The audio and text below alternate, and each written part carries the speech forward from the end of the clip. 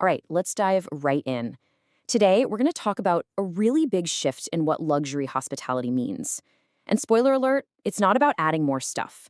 It's actually about taking away the things that get in the way. We're going to explore how to design experiences that feel completely effortless, almost like magic. Just look at this scene. It feels calm, right? Effortless. Well, that's exactly the feeling we're after. You see, the highest, most incredible form of luxury is often invisible. It's when a guest has a stay where they don't even have to notice the mechanics behind everything because absolutely nothing gets in the way of their sense of ease. So let me just throw this question out there. For so long, our industry has been totally obsessed with adding things: more amenities, more services, more choices. But what if the real, game-changing value is in subtraction, in removing the little pauses, the friction, the mental weight of making another decision? This is the big idea we're digging into today. So, what does it actually mean to not notice? Well, it means the guest's experience is never, ever interrupted. No waiting for a key, no signing another piece of paper, no small, awkward pauses that snap them out of the moment.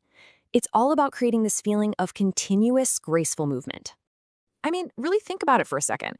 The way we've traditionally done things is basically a series of tiny little interruptions. You've got the check-in desk, the request for a signature, someone saying, "Just a moment, please."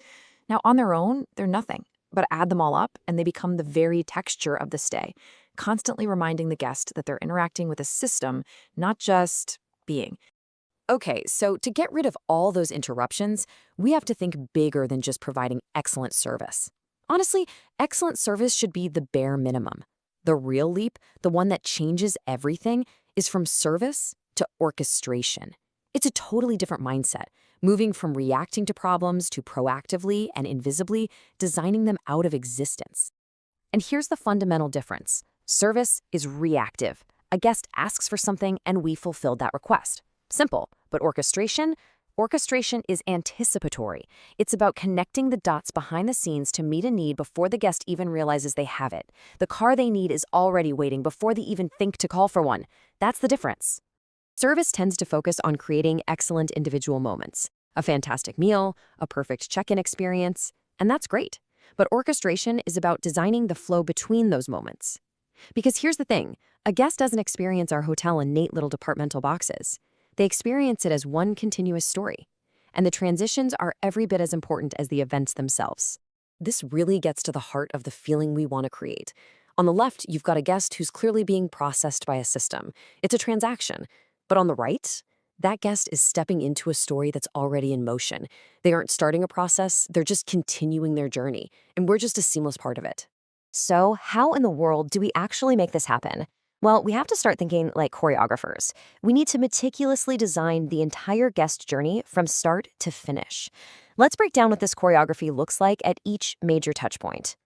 We can really break down the journey into 4 fundamental stages: arrival, the in-stay experience, food and beverage, which is huge, and finally, departure. Each and every one of these is a massive opportunity to swap out that friction for effortless flow. Let's be honest, the typical arrival is a hard stop. The energy of their journey just evaporates as they stand at a desk, answering questions, waiting for a key. It's a completely transactional moment that immediately puts up a little wall between the guest and the experience they came for. Now, contrast that with a seamless arrival. There's no processing, there's only recognition. There is no waiting, only movement. The guest is greeted and their journey just continues, flowing from the car right to their room. That threshold just melts away. They've entered the story without ever breaking stride. Now, during the state itself, friction gets a lot more subtle. It's all the little things. Having to repeat a preference they've already told you about, being presented with a giant list of options for an activity. These tiny decisions, these micro frictions, they add up and create something called decision fatigue. And that is the silent killer of luxury.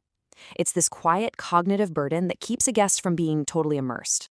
So the key here is to soften their decisions. We're not eliminating choice, not at all. We're simply guiding it.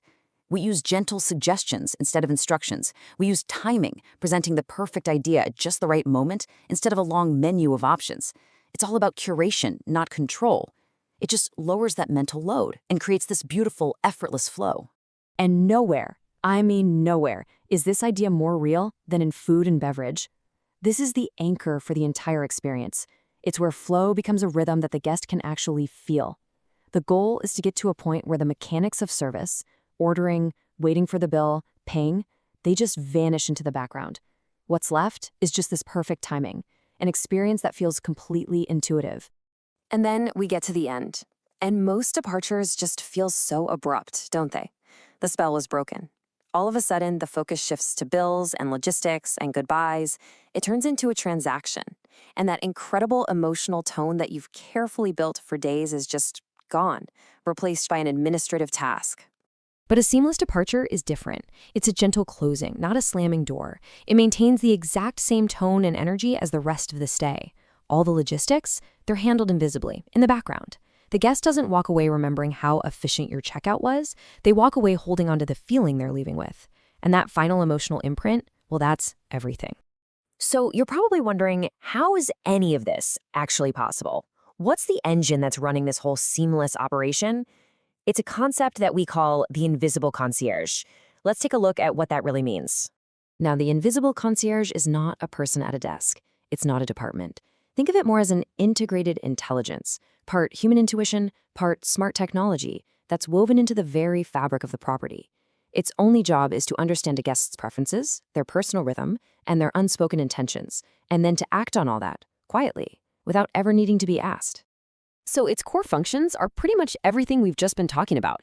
It takes that anticipatory action. It systematically hunts down and eliminates points of friction. It reduces decision fatigue by offering smart, curated suggestions. It creates that continuous, beautiful flow. And maybe most importantly, it totally redefines value, not by adding more, but by thoughtfully taking away what simply doesn't need to be there.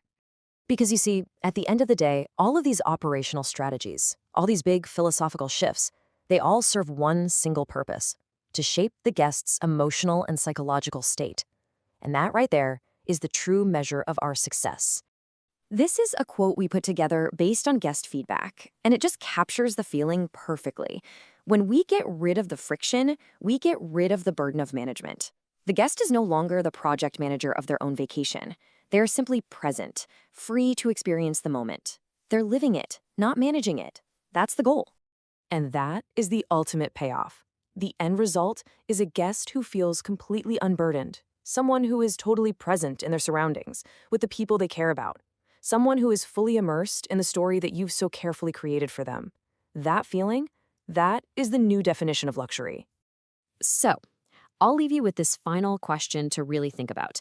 Take a hard look at every single touch point, every process, every interaction in your world.